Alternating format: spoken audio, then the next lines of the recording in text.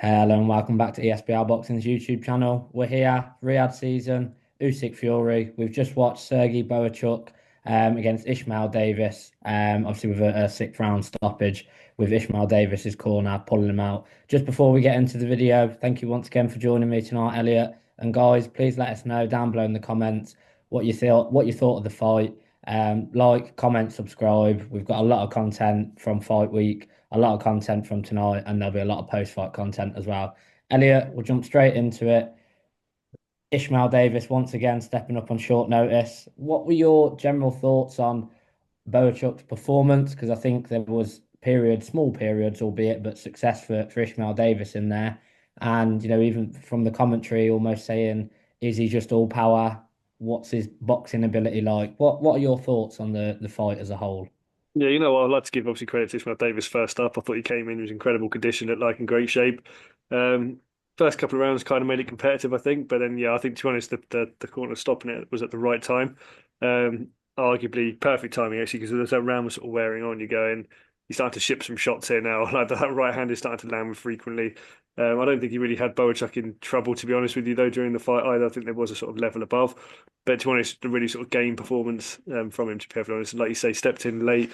Obviously, we were expecting kind of, Boachuk, Madrimov and all that sort of stuff as well. So different fight, but still entertaining. I thought Boachuk also showcased some good boxing ability and showed he was at that level above sort of Ishmael Davis as well. So yeah, good fight, entertaining fight, and stopped at the right time.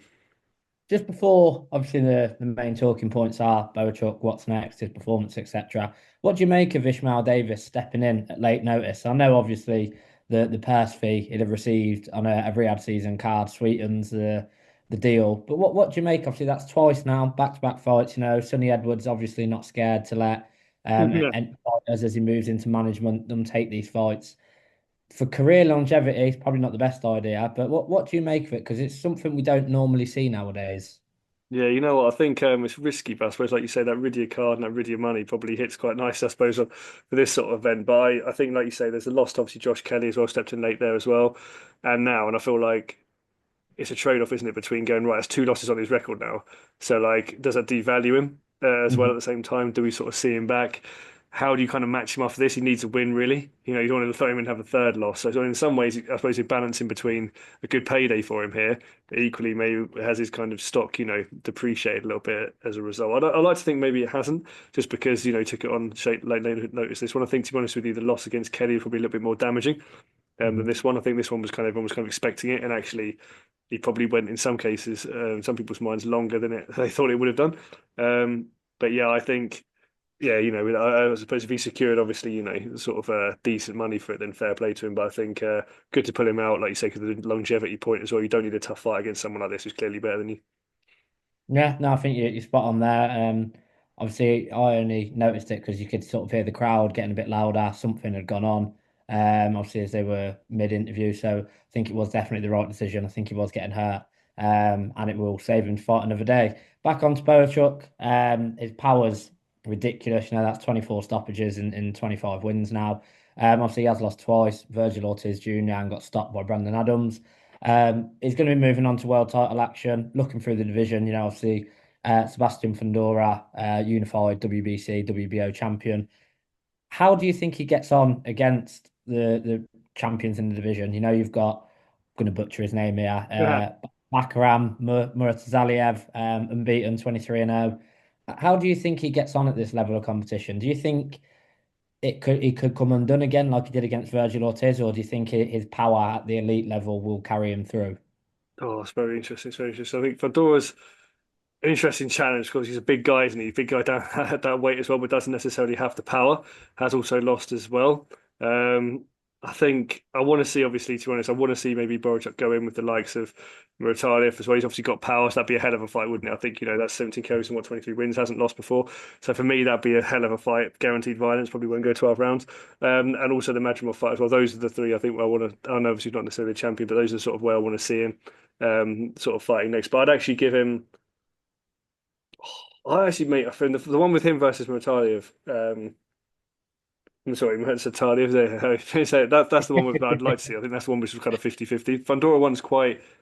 Um, interesting in the sense that just that size aspect, like would Fandora points him, or would like Bohachuk's, essentially volume power punching kind of grinding down. I'll give him a live chance in both, to be honest with you. I really would. I'd make probably both of those fights 50-50 fights. I really would, even though Fandora's obviously been campaigning up there for longer. Yeah, I think like you say, he's going to be kept in elite company now. I think the fights fans are going to want to see him. You know that he's so heavy-handed. Want to see him. Just one final one from me. Ishmael Davis looked in great shape. Obviously he is shredded, but I think if you look Bohachuk, he was visibly the bigger man in the ring. Do you think we could see him step up? Obviously if he manages to win a world title at the weight, if he fights Fundora, he could be a unified champion. Obviously, whether both bouts will be on the line or not. Do you think, looking at him there, visibly the bigger man, do you think we could see him step up, or do you think we will see him sort of campaign at this weight for the foreseeable? Ishmael Davis, we're talking. No, Bohachuk. Bohachuk, right? No, I do actually think we could see him step up. Definitely, I thought that today. I thought like he looks those weird physiques, isn't it? Like you look at Very Ishmael long. Davis, like really sort of ripped, and like in another way, like he's not really like that. It's kind of like longer arms, not a lot of muscle on the arms. So for me, I think he definitely could go up. Obviously, like you said, very destructive puncher at this weight. A lot of stoppages. Was it 20? Was it 23 and 24? Mhm. So obviously you'd expect maybe that power to translate, maybe not to the same sort of percentages, but you'd still expect him to be, have power, have respected power up at that weight. So yeah, I definitely think he can campaign up there, and I think an exciting fight like that will obviously get opportunities because someone who's on the front foot like that is willing to sort of throw heavy hands like that will get opportunities, and it's an exciting fight to watch. Put bums on seats. So I do think he could definitely go up, and I do think he could possibly win a world title up there as well. I think you've hit the nail on the head there in terms of, he's definitely going to put bums on seats, whether you knew who he was before this fight or not. I think everyone tuning in, they now know who he is, what he's about, and what he can deliver. Let us know down below in the comments, guys. Do you think he can move up and become a two-weight world champion? Will he struggle to beat the world champions we've mentioned in this division?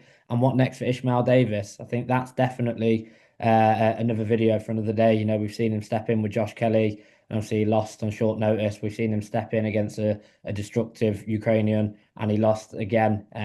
So I think it's interesting what's next for him under the management of Sonny Edwards. But as I said, let us know down below what you think in the comment, guys. Elliot, thank you once again for joining me tonight, and I look forward to the rest of the fights.